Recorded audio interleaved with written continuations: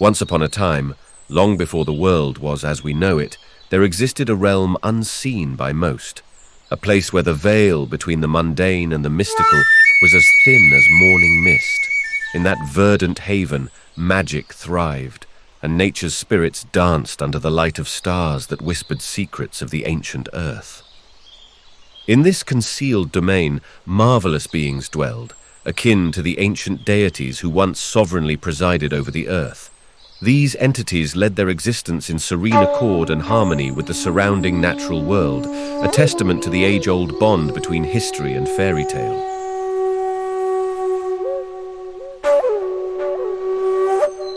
These legendary creatures formed diverse clans, each distinct in customs and appearance, yet all shared the hallmark of splendid horns and untamed joy.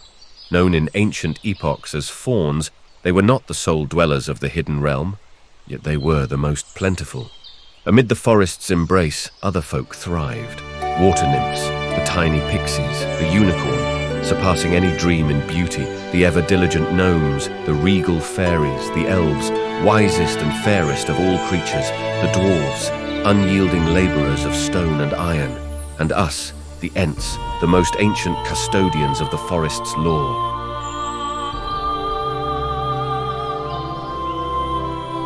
Today, however, our story turns to the Merry Fauns, for a momentous occasion is upon us, the Spring Festival.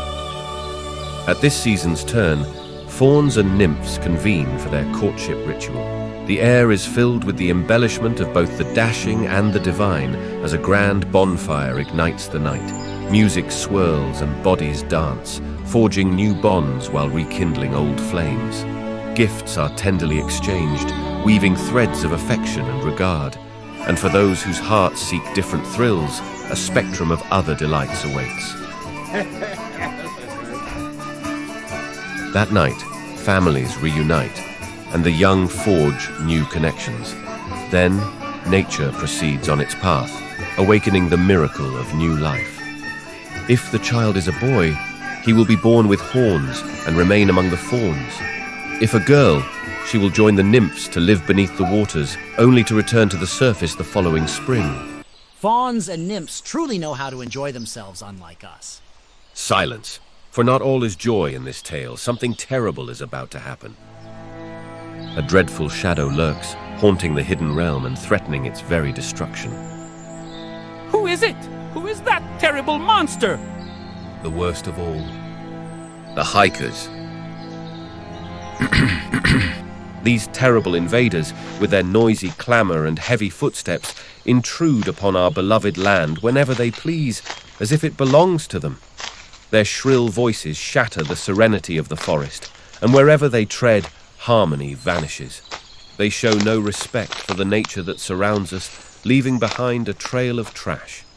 The purity of our realm has long been threatened by their disdain, and the echo of their presence resonates everywhere, disturbing the peace that once reigned here.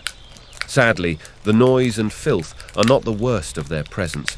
Humans are also irresponsible, and they bring with them the great evil that all inhabitants of this world fear so much.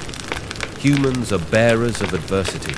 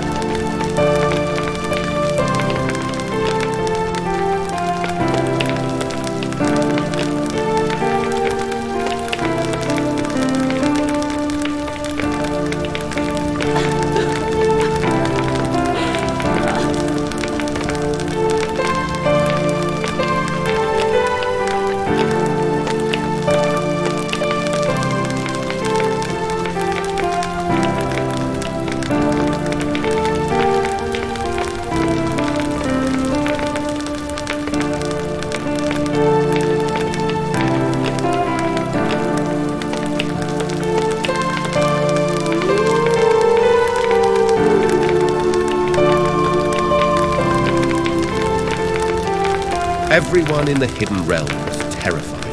The flames had taken over our homes and our forests.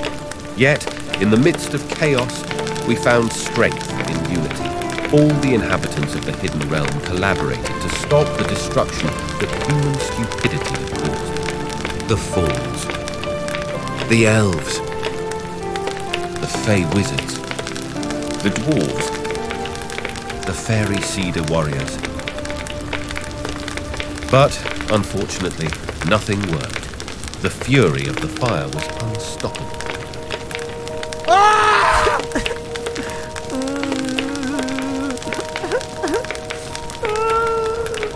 But we are still here.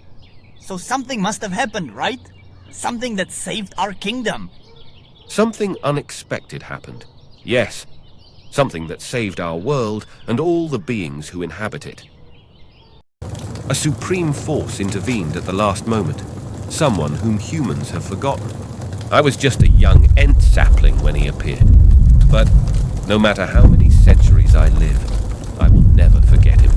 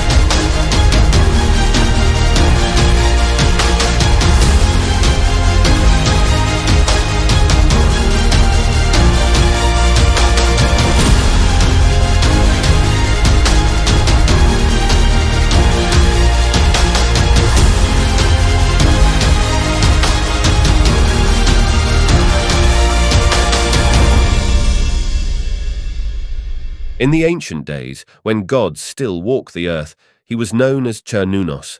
He was an old creature, very old, much older than the Ents, as old as the roots of the earth. In those times, he was the guardian of our forests. On that day, when all hope was lost, Cernunnos arrived. With his mighty arms raised, he called upon the lightning and the storm, and with his omnipotent power, he extinguished the fire before it could destroy everything. And what did the god Cernunnos do next?